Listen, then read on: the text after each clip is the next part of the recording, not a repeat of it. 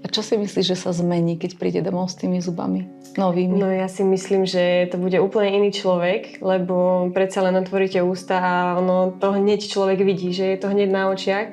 Takže myslím si, že ako sa zmení výzor, tak sa určite zmení aj to jeho správanie a to jeho vystupovanie všeobecné, pretože myslím si, že už sa nebude tak báť rozprávať sa s ľuďmi, bude zase trošku viacej spoločensky žiť, bude s maminou zase chodiť na nejaké akcie, povedzme do kina, lebo teda už ani toto nefungovalo tým, že teda mal takéto zuby, už sa nechcel rozprávať v podstate s nikým.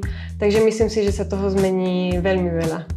Ľuďom to veľmi zmení život. Proste tá kvalita života sa postupne znižuje tým, ako dochádza ku tým problémom, ako sa ten úsmev stáva menej atraktívnym a potom odrazu takto príde ten koniec, ku ktorému ale vedie väčšinou dlhá cesta, ale potom, keď človek uvidí ten konečný efekt, tak je to veľmi silné.